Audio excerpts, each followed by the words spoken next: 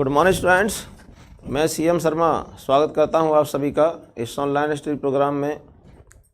आज अध्याय 5 समांतर श्रेणी की प्रश्नावली 5.2 समझेंगे हम। ठीक है, प्रश्नावली 5.2 में क्या है देखिए, यहाँ पर आपको श्रेणी दिया, उसका कोई पद ज्ञात करना है, तो किस तरह से ज्ञात करेंगे ये आपको समझना है। ठीक है, तो देखिए यहाँ पर जैसे आपके पास श्रेणी होती थी दो, और मान लीजिए कि यहाँ पर हम लिख दें 6, 10 ... अब ये AP है क्योंकि यहाँ पर जो डिफरेंस है वो इक्वल है। कितना डिफरेंस आ रहा है? 4। 6 में से दोगे तो 4 बचे, 10 में से 4 बचे। तो मैंने आपको बताया था कि AP जब बनाते हैं, पहला पद यदि A है तो दूसरा क्या होगा? A + D, तीसरा क्या होगा? A + 2D, मतलब एक D और बढ़ जाएगा। D जोड़ते जाओ आगे भाई, टर्म आती चली जाएगी।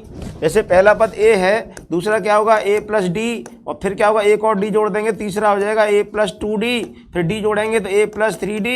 इस तरह से जो है AP बनती चली जाती है ना, तो D जोड़ते जाते हैं। तो यहाँ पर बेटा नेक्स्ट जो पद लाएंगे हम, चौथा जो पद होगा, 3 पद तो दे रखे, तो चौथा क्या होगा बता सकते हो आप? बताइए चौथा पद क्या होगा इसका?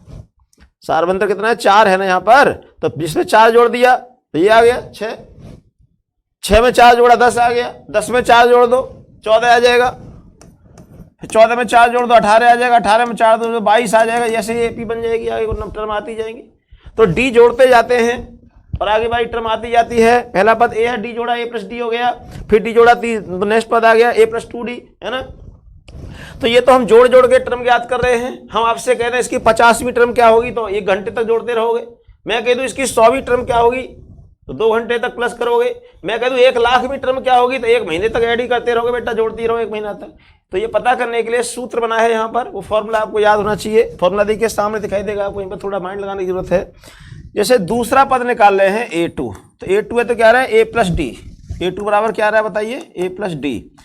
और A3 है, ये क्या है? A3 थर्ड टर्म है, थर्ड टर्म को A3 से लिखते हैं। तो A3 कितना है यहाँ पर? A + 2D। और ये चौथी टर्म है, फोर्थ टर्म को A4 लिखते हैं, वो क्या है? A + 3D।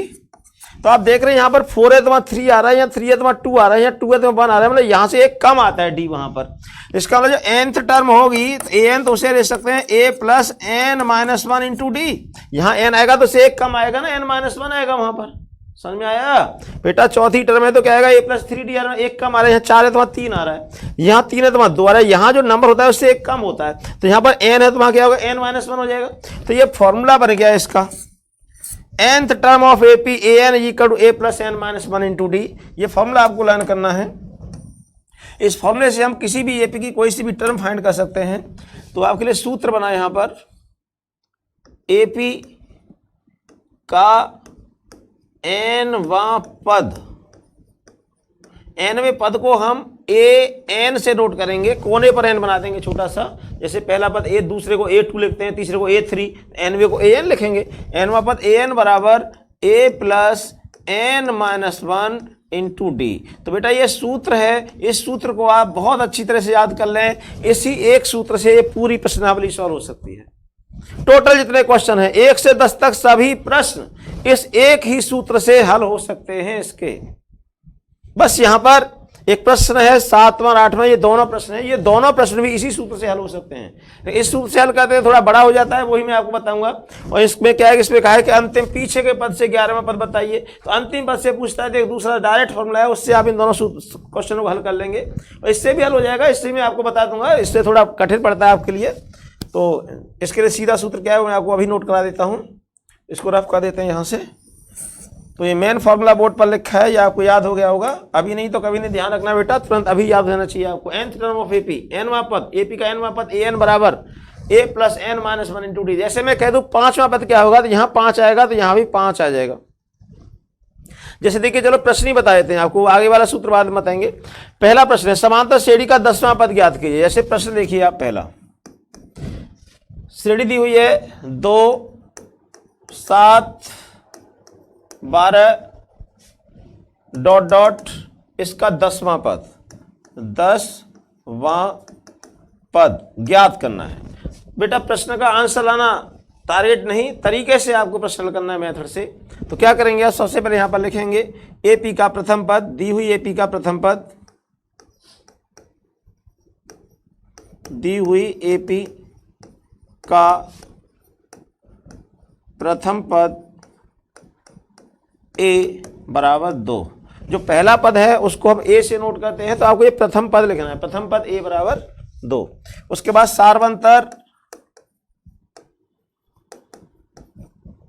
सार्वंतर को D से नोट करते हैं, डिफरेंस 7 - 2, A2 - A1 बराबर 7 - 2, तो बराबर कितना आएगा 5। दूसरे पद में से पहला पद घटा दीजिए या तीसरे पद में से दूसरा घटा दीजिए, 5 ही आएगा वो। तो कौन सा पद निकालना है? 10वां पद। तो n कितना है यहाँ पर 10। ये जो 4 टर्म है यहाँ पर, एक an है, a है, n है, d है, इन चारों में से कोई 3 चीज आपको दिए, 3 पॉइंट दिए होते हैं और चौथा आपको ज्ञात करने के लिए बोलेगा प्रश्न में, तो आप ज्ञात कर सकते हैं आसानी से। जो दे रखे हैं वो इसमें रख देंगे, जो ज्ञात करना है उसे सेम छोड़ देंगे, आंसर आ जाएगा। देखिए आप क्या करना है आपको, आप लिखेंगे AP का nवां पद, पहले ये सूत्र लिखेंगे, AP का nवां पद an बराबर A plus n - 1 into D, और हमको कौन सा पद निकालना है? 10वां। तो हम लिखेंगे AP का 10वां पद A10, n की जब 10 आ गया है, n की जो वैल्यू लेफ्ट साइड में रहेगी यहाँ पर, वही n की वैल्यू राइट साइड में रहेगी, ये ध्यान रखना है आपको। अगर n की वैल्यू यहाँ 10 लिखेंगे तो वहां भी 10 लिखेंगे, यहाँ n की वैल्यू 5 लिखेंगे तो वहां भी 5 लिखेंगे, यहाँ 100 लिखेंगे तो वहां भी 100 लिखेंगे, यहाँ k लिखेंगे तो वहां भी k लिखेंगे। आया समझ में? तो A10 इक्वल टू क्या होगा बताइए? a की वैल्यू क्या देखे यहाँ पर 2 है, तो 2 आ गई। n कितना है 10 आ गया, माइनस का 1 आ गया।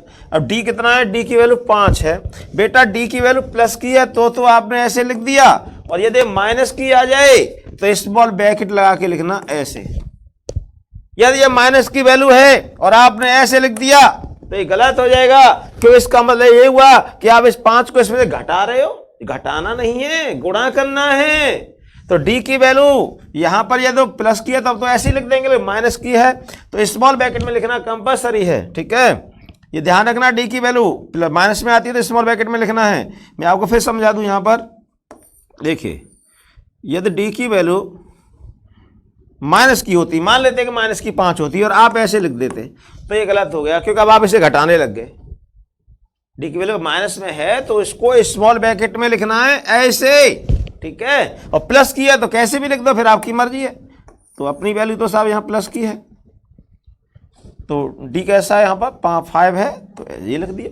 ब्रैकेट में लिखो चाहे मत लिखो, प्लस की एक ही बात है। इजिकल टू 2 का 2 आ गया, 10 में से घटाएंगे 9 हो गया, गुणा 5 बराबर 2 प्लस 5 ने 45 बराबर कितना हो गया 47, और ये हो गया इसका आंसर। आया समझ? इस तरह से बेटा प्रश्न नंबर 1 के तीनों पार्ट हल होंगे। पहला पार्ट मैंने बता दिया आपको, दूसरा पार्ट और तीसरा पार्ट भी आप अपने आप हल कर लेंगे। इस स्क्वायर रूट के वर्गमूल के चिन्ह से डरना मत आप। a की वैल्यू √2 है, d कितना आएगा 2√2, 3 √2 में से 1 √2 घटेगा तो 2 √2 बचेगा। d की वैल्यू क्या आएगी 2√2, और n आपको 18 दिखाई दे रहा है, ठीक है? और तीसरा पार्ट सीधा दिख ही रहा है। अब आता है प्रश्न नंबर 2, इसको हम रफ कर देते हैं यहां से और आप समझेंगे। प्रश्न नंबर 2,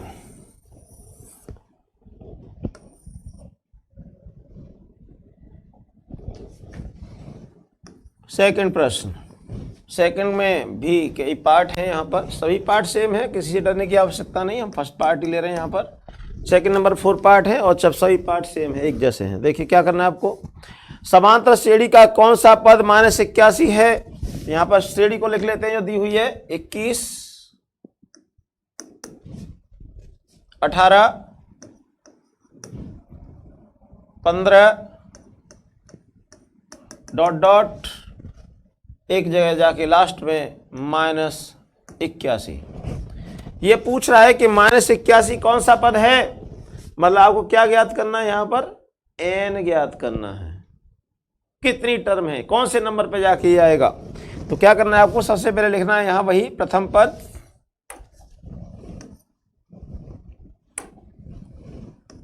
श्रेणी का प्रथम पद a बराबर 21, सार्वंतर d बराबर A2 - A1, 18 - 21 वो आएगा -3। सेकंड में से फर्स्ट घटाना है, कभी फर्स्ट से सेकंड नहीं घटाना है। तुम समझोगे साहब इधर बड़ा नंबर है वो छोटा इधर से इधर घटा देते माइनस, गलत हो जाएगा आपका प्रश्न तुरंत। सेकंड में से फर्स्ट घटाना है, वो नंबर माइनस में आए चाहे प्लस में आए, ठीक है, तो माइनस का लिखेंगे। ये कह रहा है कौन सा पद -81 है, तो ये -81 क्या है, ये अंतिम पद है। इस समय अंतिम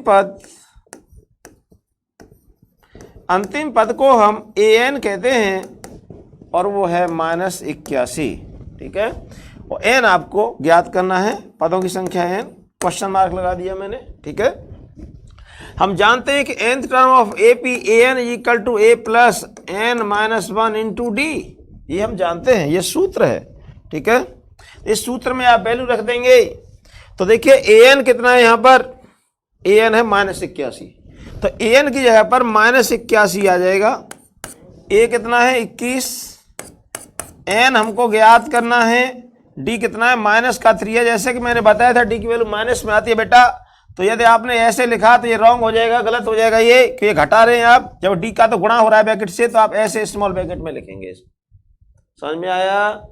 ये लास्ट में क्या चीज है, ये an है, n नहीं है, n होता है नंबर ऑफ टर्म, कितनी टर्म है। फॉर एग्जाम्पल यहाँ देखिए, जैसे मैंने एक AP लिख दी यहाँ पर, अब इसमें a तो हमारा 2 है, d कितना है 5 से 2 घटाएंगे 3 आ जाएगा d। मैं ये बताना चाह रहा हूं कि n और an में क्या अंतर है। तो यहां पे देखिए जो an है वो है 8, लास्ट टर्म क्या है 8, तो en 8 हो गया। इसी को l कहते हैं, लास्ट टर्म भी कहते हैं इसको। और यहां पर जो n है वो है 3, नंबर ऑफ टर्म 1 2 3, कितनी टर्म है 3 है। तो यहां पर जो संख्या है, पदों की संख्या वो 3 है, तो n कितना है 3 है। बच्चों से जो गलती होती है n और an में होती है, तो यहां पर n कितना है 3 है, 1 2 3, और an कितना है 8। जो लास्ट पद होता है उसको an कहते हैं, तो पदों की संख्या कितनी है उसे n कहते हैं। समझ में आया। अब इसे हम रफ कर लेते हैं यहां से। n और an में ये आप मिस्टेक करते हैं। देखिए मैंने वैल्यू जमा दी है, an दे रखा है -81, a की वैल्यू आ गई 21, n ज्ञात करना है, d आ गया -3। इसे हल करेंगे, देखिए -81 बराबर 21, इसके अंदर गुणा कर देंगे तो -3n + 3, ठीक है। -3 गुणा n से होगी तो -3 आएगा, प्लस माइनस हो गया, -1 से होगी तो माइनस गुणा माइनस +3 हो जाएगा। तो ये हो जाएगा -81 बराबर 21 और 3 कितने हो गए 24, -3n। हमको n का मान ज्ञात करना है, तो n वाली टर्म को इधर ले आएंगे अपनी साइड पर, प्लस की हो गई, बराबर 24 + 81। इस 81 को उधर ले जाएंगे। 3n बराबर, इनको जोड़ दीजिए, 4 1 5, 8 और 2 10, 105 हो गया। तो n बराबर कितना हो जाएगा 105/3, ठीक है। और इसको भाग लगा दीजिए आप, तो n बराबर कितना आएगा 3 तिया 9 और 3 पंजे 15, 35। ये इसका आंसर हो गया। Therefore 35th term of the given AP will be -81। इसका मतलब दी हुई श्रेणी का 35वां पद -81 है या होगा, ये इसका आंसर होगा। समझ में आया। इस तरह से बेटा प्रश्न नंबर 2 के सभी पार्ट, ये 4 पार्ट है, चारों आपको हल करने हैं, ठीक है। तो इस जैसे कि पहला मैंने बताया, दूसरा बताया, तीसरे चौथे में ये कह रहा है क्या संख्याओं का कोई पद 301 है, क्या इस समांतर श्रेणी का एक पद -150 है, इनमें क्या लगा हुआ है। इसको भी आप सेम इसी तरह हल करेंगे यहाँ तक। तो n जो होता है एक धनात्मक पूर्णांक होता है हमेशा। n क्या होता है धनात्मक पूर्णांक। देखिए यहाँ पर जैसे लास्ट के दोनों प्रश्न है वो हल इसी तरह करने हैं आपको, ज्ञात n ही करना है उसमें, यहाँ तक ऐसे ही सॉल्व करना है आपको। n हमेशा धनात्मक पूर्णांक होता है, n की वैल्यू हमेशा प्लस में आती है, माइनस में नहीं आती कभी। और n कभी दशमलव में नहीं आता, n पूर्णांक होता है, पूरा नंबर होता है, 1 2 3 4 5 6 7, इस तरह से पूरा नंबर आएगा। n कभी पॉइंट में नहीं आएगा, डेसिमल में नहीं आएगा। यदि n की वैल्यू डेसिमल में आती है तो समझ लेना वो गलत है। तो आपको यहाँ पर इसमें भी n ज्ञात करना है पहले दोनों प्रश्नों में, तीसरे और चौथे पार्ट में। तो n का मान यह धनात्मक पूर्णांक आए तब तो ये इस AP का पद है, और n धनात्मक पूर्णांक नहीं आता है तो फिर 301 इस श्रेणी का पद नहीं होगा, या -150 इस श्रेणी का पद नहीं होगा। समझ में आया। n इसी तरह ज्ञात करना है यहाँ तक। उसके बाद n की वैल्यू यदि माइनस में आए तो आप लिख देना, चूंकि n का मान ऋणात्मक है, इसलिए ये दिया -150 इस श्रेणी का कोई पद नहीं है। या n का मान बट्टे में आए, जैसे 2/3, 3/5, 7/18, कुछ भी, पूर्णांक तो नहीं हुआ ना, वो पूर्णांक दशमलव में नहीं होता कभी, क्यों आप भाग लाएंगे तो पॉइंट में आएगा। तो आप लिख देंगे चूंकि n का मान पूर्णांक नहीं है, इसलिए -150 दी हुई श्रेणी का कोई पद नहीं है। आगे समझ में कि नहीं आया अब? हाँ, इस तरह से ये सेकंड नंबर के अदर 2 पार्ट भी सॉल्व कर लेंगे आप। और अब हम आगे बढ़ेंगे, प्रश्न नंबर 3 देखेंगे आप। इसको रफ कर देते हैं यहां से।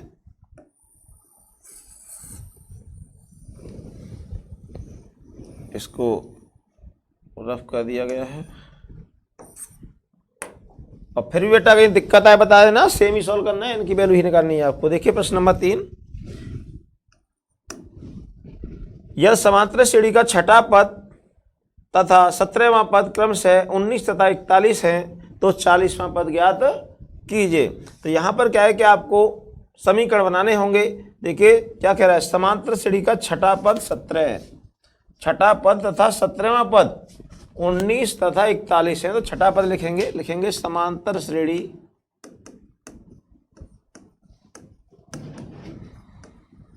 का छठा पद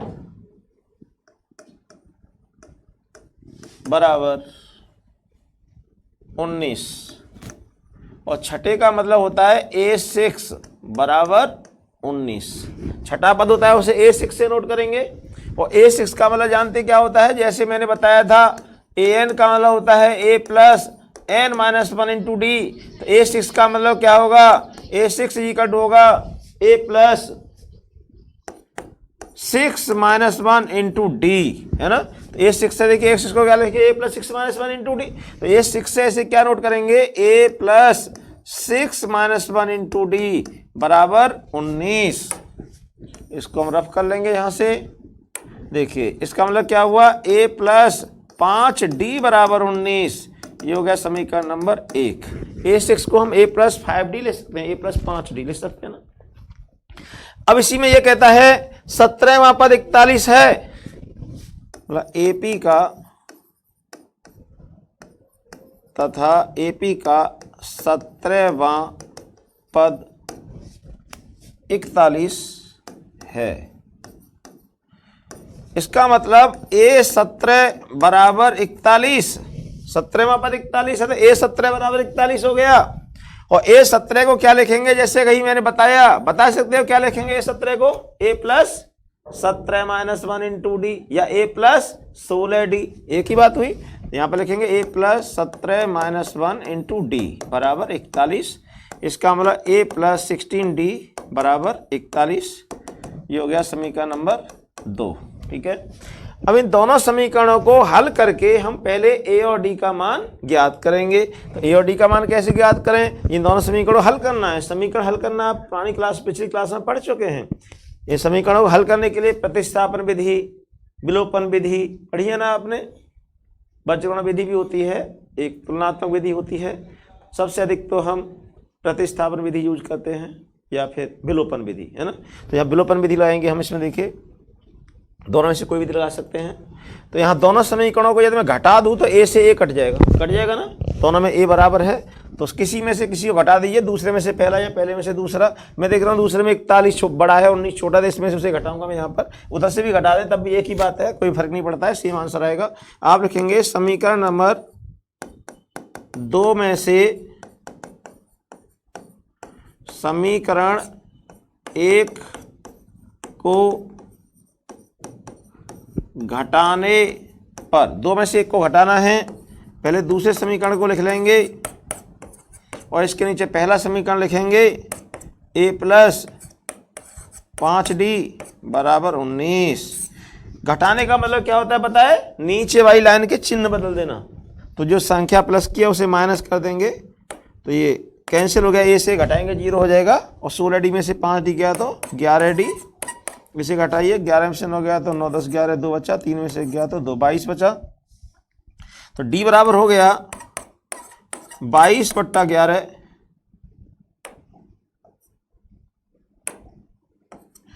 D इज इक्वल टू 2।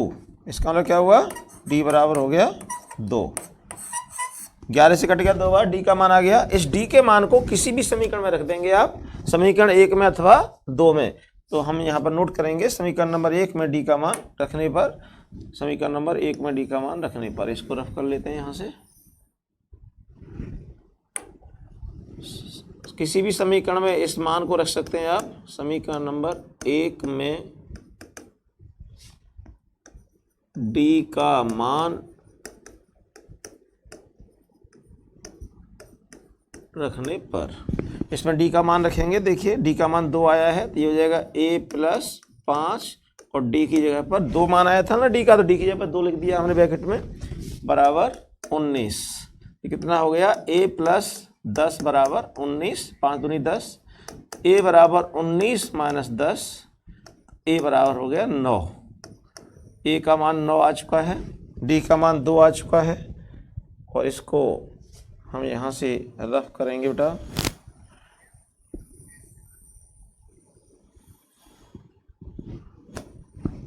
ठीक है, इसको हमने रफ कर दिया है।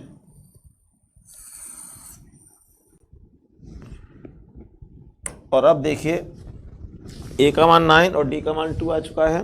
प्रश्न में क्या ज्ञात करना है, कह रहा है 40वां पद ज्ञात कीजिए। यह समांतर सीढ़ी का छठा पद तथा 17वां पद क्रमशः 19 और 41 है, तो 40वां पद ज्ञात कीजिए। तो 40वां पद कैसे ज्ञात करेंगे, देखिए AP का nवां पद, हम जानते हैं कि AP का nवां पद an बराबर होता है a + n - 1 × d। तो हमको ज्ञात करना है 40वां पद, तो n की जगह पर 40 आ जाएगा, इसलिए AP का 40वां पद a40 बराबर, अब n की जगह पर 40 लिख देंगे, a + 40 - 1 × d, a + 40 - 1 × d। तो a का मान हमें पता है कि 9 है, तो a की जगह पर 9 लिख दीजिए यहाँ पर 9, 40 में से गया तो 39 रह गया, और d हमारा 2 है तो 2 आ जाएगा यहाँ पर।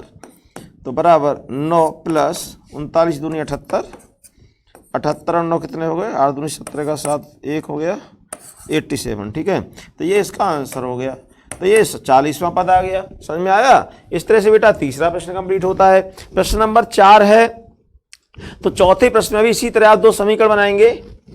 तीसरा और 9वां पद दे रखा है, तीसरा पद 4 है, 9वां पद -8 है। 2 समीकरण बना के a और d के मान इसी तरह से ज्ञात करना जैसे मैंने ज्ञात किए। फिर ये कह रहा है कौन सा पद शून्य होगा, तो उसमें जाकर के कौन सा पद शून्य होगा, इसका मतलब उसमें an 0 दे रखा है। देखिए मैं यहाँ से रफ कर रहा हूँ और आपको समझा देता हूँ, उस प्रश्न को आप अपने आप हल कर लेना। इसको रफ किया जा रहा है यहाँ से। देखिए जो चौथा प्रश्न है, a और d का मान आप ज्ञात कर लेंगे, दोनों समीकरण बना करके कह रहा है कौन सा पद शून्य होगा, उसका मतलब an तो 0 दे रखा है, an कितना है 0 है, तो यहाँ 0 आ जाएगा, इसमें 0।